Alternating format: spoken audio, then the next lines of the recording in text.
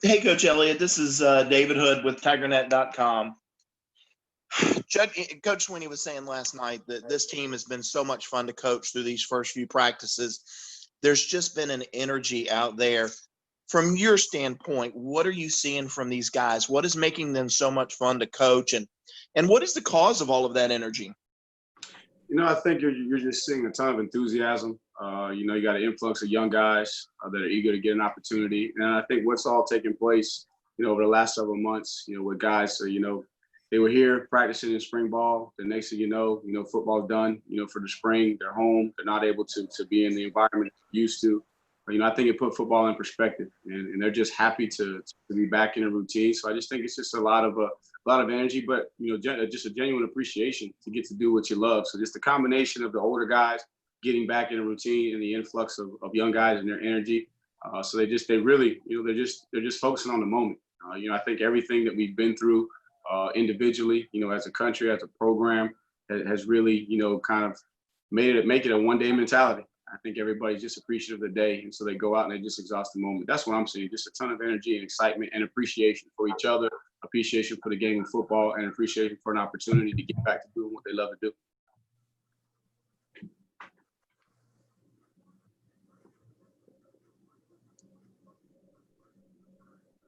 Coach, Trevor Groves here, CUTigers.com. Good to see you. Hope all is well. Obviously, losing 4 of your 5 starting offensive linemen. How have you been kind of shuffling those guys around? And I know you always, Robbie Caldwell always cross trains those guys up front. But how are the pieces kind of coming together? It's been fun to watch. You look at the guys that we got up there right now. 4 of the 5 have a good amount of experience. Putnam being the young guy coming off of one of his early years, but he's really kind of stepped up his game and filled that void at right guard. Jordan McFadden, I think all of us knew from the day he showed up that he was going to have an opportunity to be special. Just had to wait his turn in line. And then you got Cade Stewart's played a lot of football, has started a game or 2 in the past. So we got him at center. Then you got Bockhorst, highly recruited guy, a lot of talent. Overcame some injuries, but now it's his turn. And then Jackson Carmen. Obviously, we know what Jackson's capable of. So really, really like just the cohesion that I'm seeing. Obviously, for us, even though we had those 4 guys move on, it looks a lot like what we had last year. And then with J-Mac and his athleticism, Jackson at the tackles, we feel like we got everything we had in the past at tackle. And really like what those guys are doing on the inside. The biggest challenge for us up front is getting the freshmen, get them up to speed as quick as we can. Very, very talented, very, very talented second group, but just not a lot of experience. So that's how it's coming together. But I think those guys had a great model in the four seniors that we lost. They understand the mindset you got to have every single day. And a credit to Robbie. Robbie, he trains those guys that play every position, so it gives us some flexibility. The biggest thing for us is just getting those freshmen up to speed. And let me tell you, that energy that I talked about, Venables, with some time to sit at home and watch a bunch of video, we're really getting tested in practice. But I've told them to just accept the challenge, and that's really what's made us special over the years is what we see in practice. So really like the cohesion, the chemistry, the communication of that first group. Just got to get that second group, get them comfortable. Get them understanding what we're trying to get accomplished, and the talent's definitely there. Thank you, Coach. Tony, this is Matt with the state. A lot of or several college football players have set out in potential high draft picks. Have you talked with Travis at all, and did he talk with you at all about kind of having a decision to make, and what were some of those conversations like? Obviously Travis had a decision to make before this season, and then obviously some time to reflect, and you get a lot of pressure from the outside world. And just like I always talk to Travis, I'm gonna talk to him from a son as if he's my son. Then I'm gonna give him my coach's opinion, and some of that information is sensitive between me and Travis, but he's very receptive. That's the beautiful thing about Travis is he's got his head on his shoulder straight, and he's trying to do what's best for the long term in his future. And right now, man, he's looked as good as he's ever looked.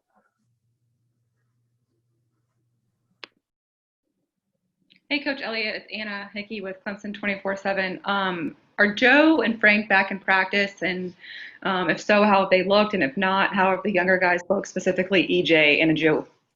Right, those guys are still, following the protocol, trusting the athletic training staff to make sure that they get those guys back out there as quick as they can. But at the same time, just going through all the proper procedures to make sure that they're safe and ready to go. So, the young guys, it's really put a ton on Specs' plate.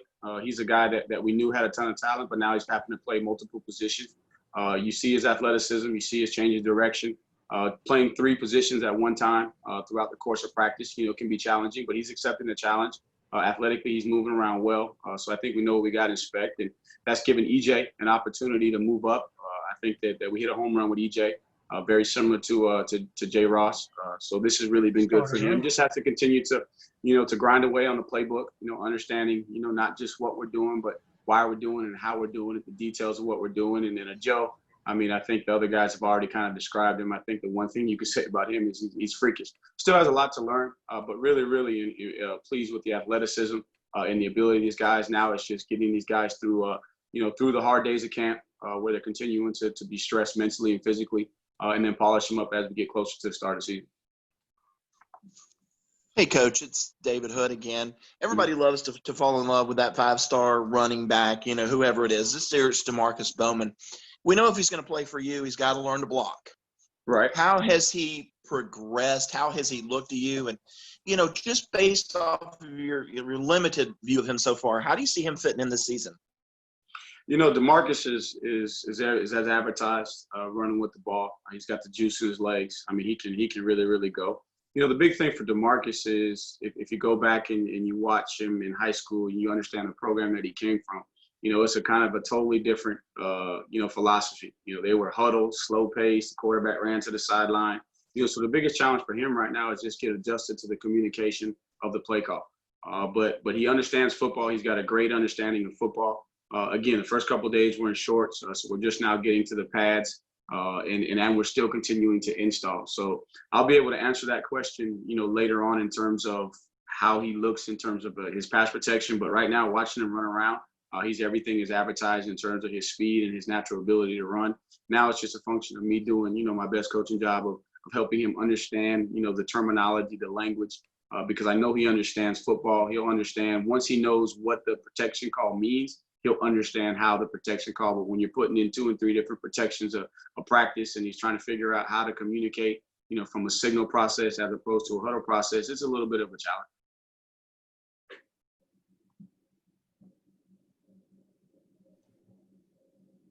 Tony, this is Larry Williams. I hope you're doing well.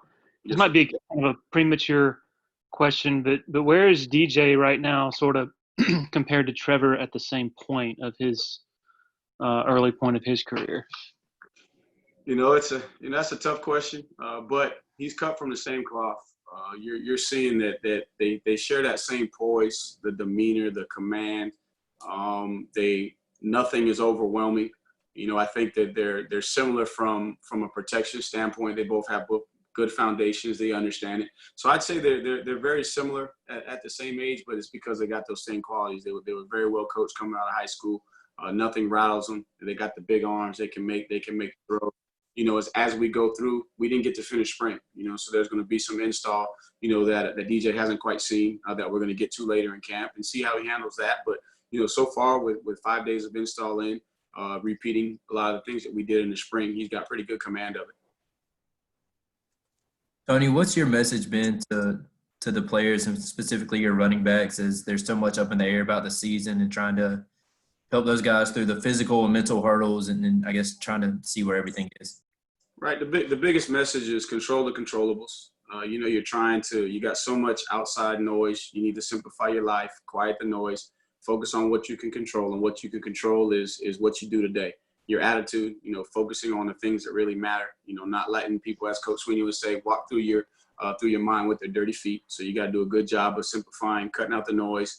And then just, be thankful for the opportunity. Right now, the ACC has done a great job, at the top level from a medical standpoint of putting protocols and procedures in place to give us an opportunity to do what we love. And that's what we're going to focus on. And we can't control anything outside of our walls, as we've always been. So it's just been the same message, getting our guys back. And, that's why it's been important for us to get them back in the building and get to work with them because they've been, out in different environments. So just getting them reacclimated to what our message is consistently. And that is your attitude, your work ethic, the things that you can control. That's been my message. And then also too, let's not belittle the situation either. I mean, there's a lot of stuff going on.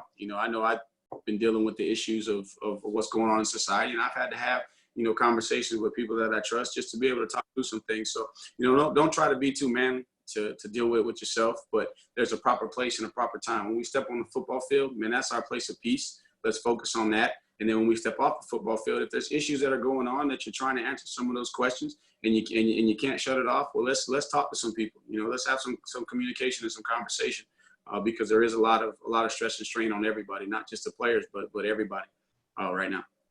Has it taken a toll on some guys mentally? Just one day maybe it looks better than the next day, and then kind of just up and down all the time with so much going on and it changing so quickly. I think, right now, just with us being back practicing, the guys have a routine. So really haven't seen, much of that. And again, just trying to get these guys to understand the climate and the situation and open up those lines of communication. So really haven't seen, the up and down. But you do know, because the time when we were away from our guys, having those conversations, that there's some things that they have on their mind. But I think the best thing for them is just to get back in a routine. And that gives them the ability to quiet the noise and stop worrying about the things that they can't control. Stop trying to answer questions that they don't know the answers to, and just allow them to have that tunnel vision and focus on what's important. And was when they got back, finishing up the summer school, and then now let's focus on practicing camp and getting ready for the season. Tony, -2 leagues, does that do anything to the legitimacy of the season, in your opinion?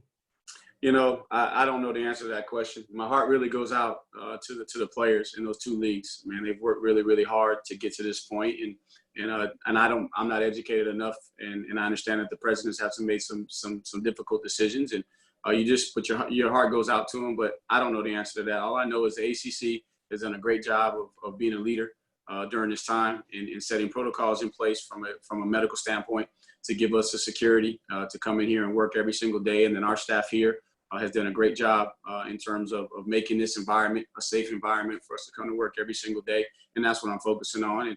And I just pray that the leadership will continue to stand on what they believe in, stand on the information that they have that gave them the confidence to make the decisions that they made thus far, and they continue to lead us going forward. Tony, this is Grace from The Athletic. Just to follow up on Travis, Trevor was saying that he assumes he's fully in because Travis has been at practice every day, but do you have any reason to believe he's still maybe weighing his options? I don't, as of right now. But again, we're living in an environment where it's day to day. Travis tells me he's all in. And again, watching him move around in practice, he's looked as good as he's ever looked. So we'll just go day by day. And again, try not to add any additional pressure, creating opportunities. If you need to talk about something, come and talk. And I believe that we have a strong enough relationship that if there's anything that he needs to relate to me, he will. We've had our conversations in the past. And now that we're here, man, we're focusing on going out and preparing to have the best season that he's had so far. Tony, what was his summer like, Travis's? His summer was good. He was home for a while. Had an opportunity to be home. Came back in good shape. I know he weighed in, right around 199, 200 pounds, and obviously he usually likes to be around 208. But once he stepped on the practice field, you could see that the weight that he came in, he put in a lot of work. So his summer was good in terms of that. Just focusing on that. Had an opportunity to be around family, and then when he came back here, he just been Travis. Hey, Tony, this is Michael Anano with the state newspaper.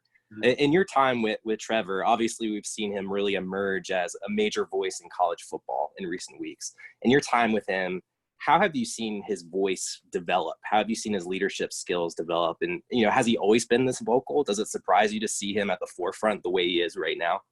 I think that the day Trevor showed up, he's got the natural leadership qualities. But what I admire most about Trevor is he wanted to come in and earn the opportunity for his voice to be heard. Even though he could have came in day one with his ability, and been a loud voice, he wanted to earn it the right way that you do in the game of football. And so early on, we probably encouraged him to speak up, and he would speak up in his own little circles and in the locker room. But I think now that he's earned the respect of his teammates, he's performed on the national level. He understands the responsibility that comes with being in that position. And he's done a great job of being a voice. So over the years, he's always had that voice, but he's gone about the process of earning the right for his voice to be the loudest. And it's good to see him taking that next step in being a voice for for his teammates, for the guys that he knows across the country that play college football, and what better spokesperson than Trevor Lawrence. Hey, Tony, it's Josh from the Post and Courier. Have you thought about what a fall without football would look like for you and your players? And if so, like, what would that look like for you? I don't even know. Really, really don't even want to think about it.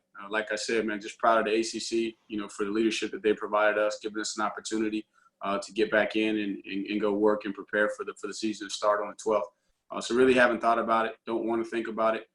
Just really want to focus on get back to that one-day mentality, win the day.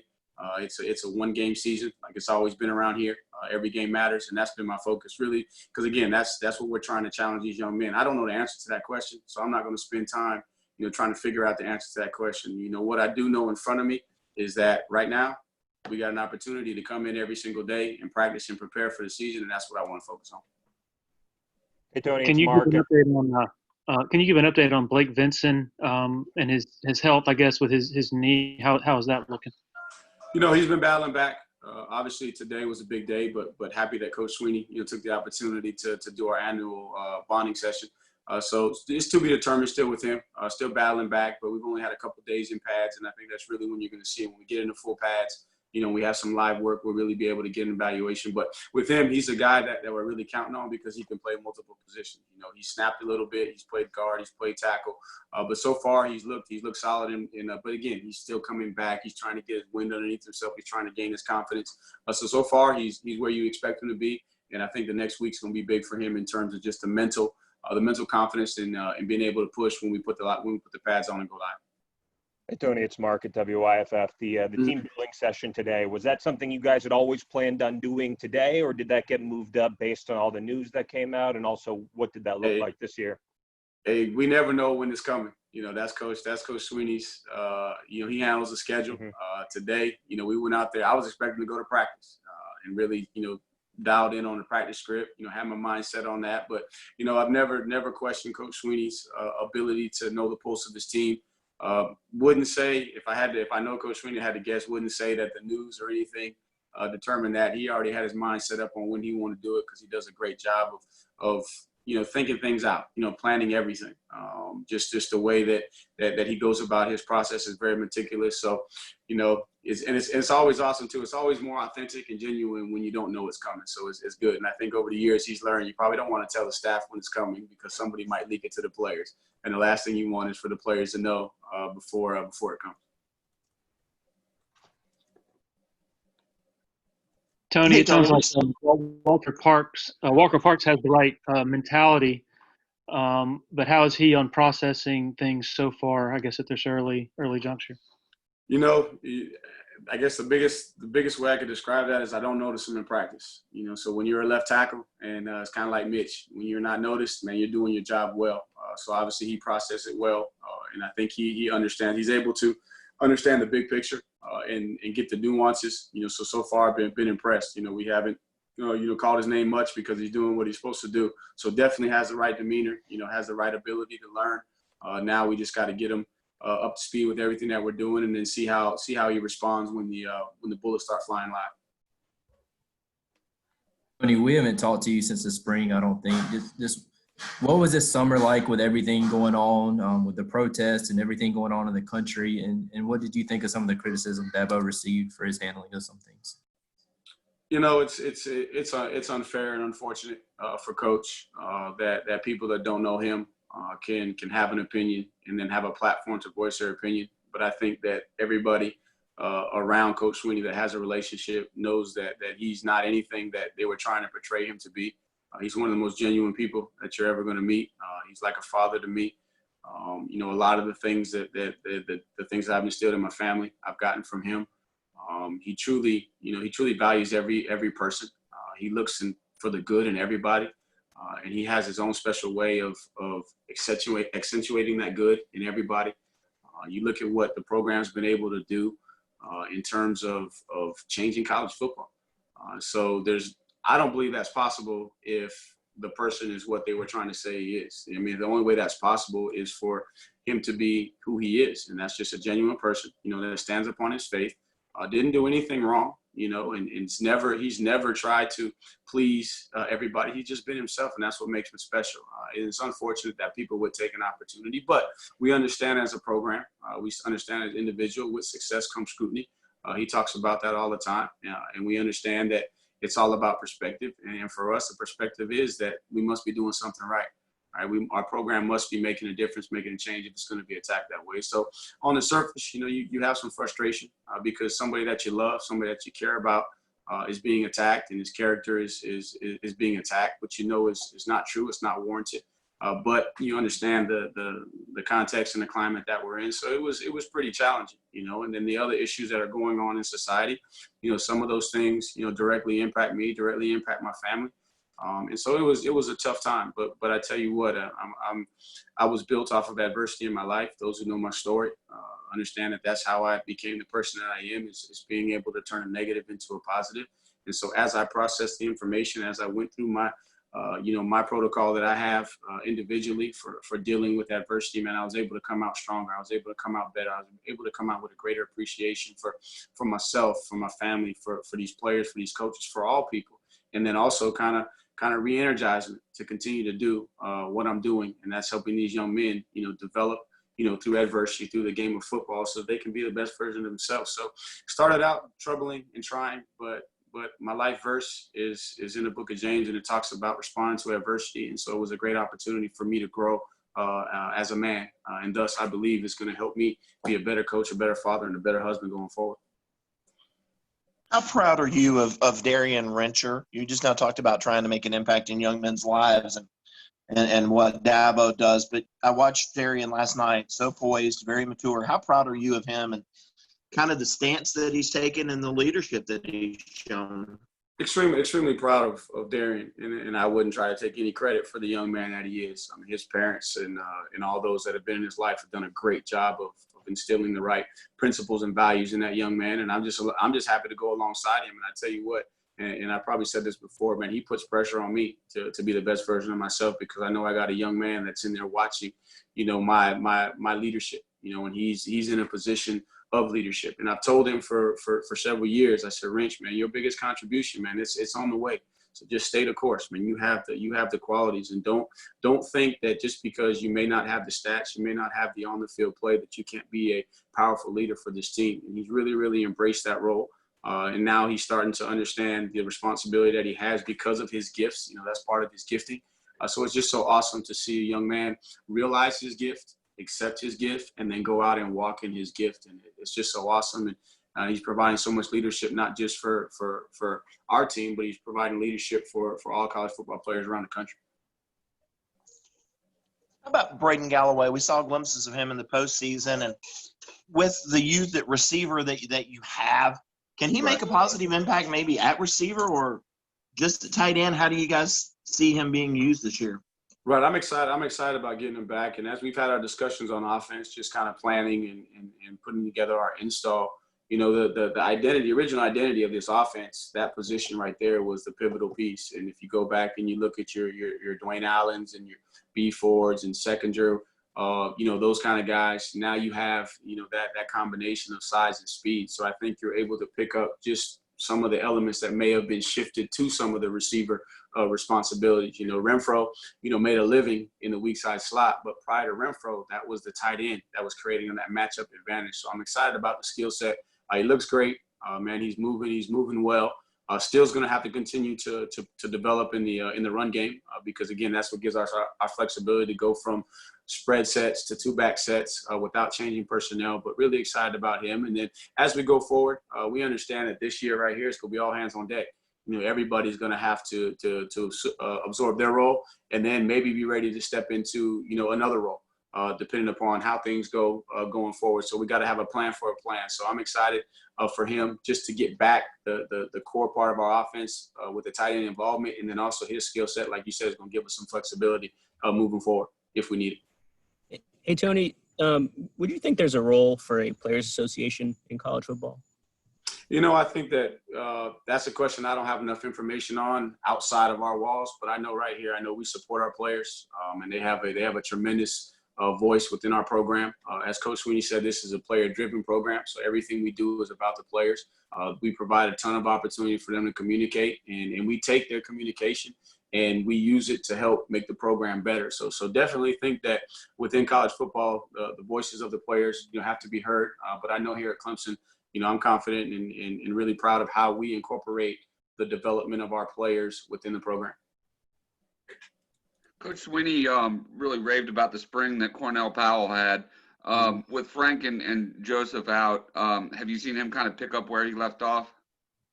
Right, and I think definitely there, and I think this offseason was big for Cornell too, because he's got some true leadership ability.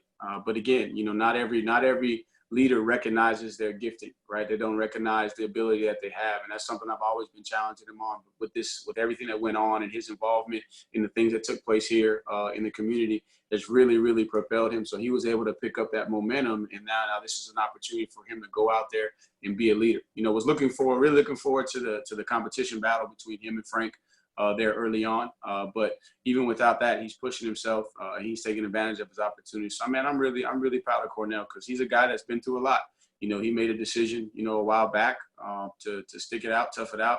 And my hope is that it's going to be very similar to DeAndre Overton, a guy that stayed the course, and now it's his turn to be a senior that he's going to take full advantage of. But I think his mind and his heart is in the right place to give him a chance to do that.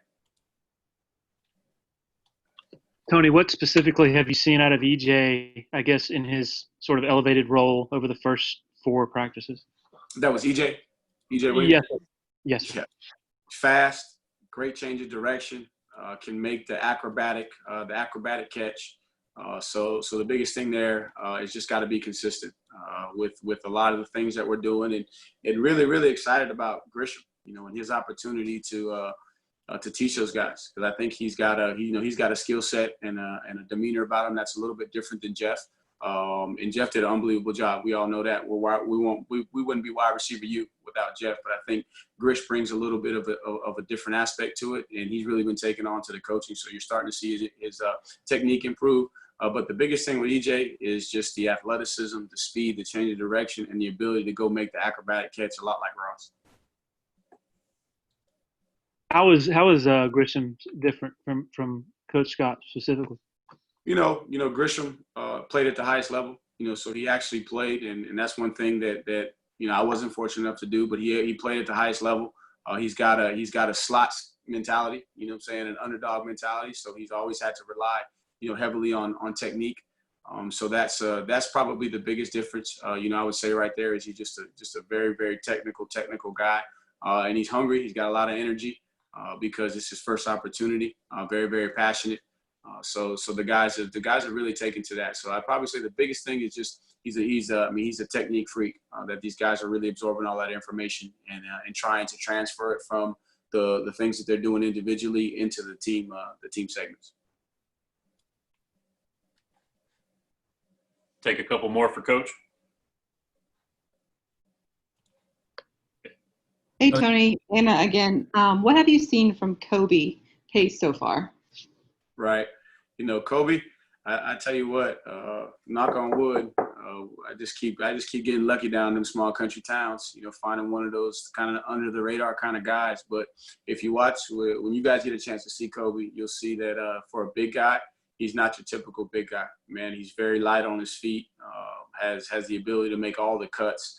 A little bit different from DeMarcus in that he came from a system where he had to play wide out a little bit. He had to play linebacker. He had to play quarterback. He was on a small team, so he had to do a lot of things. So he's got a great football mind. He picks up on things very, very fast. He's got a little bit more size on him. So when he steps in there in pass protection, even though he may not know what he's doing, he's got a little bit of girth and size on the side, but size on the side.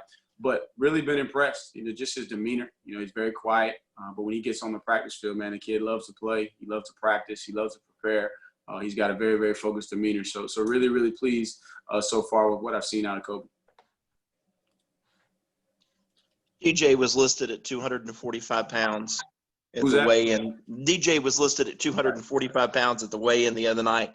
We all know he can spin it, but what have you seen, the way that he moves, his agility, how has he improved in that during the spring? And, you know, can he be a factor in the quarterback run game? Oh, definitely a factor in the quarterback run game. I think we saw it in the spring, and you continue to see it. As we get into camp, we'll get some more scrimmage type situations. We'll be able to turn them loose a little bit to get a better idea. But very, very athletic, very, very smooth, just very natural as a runner.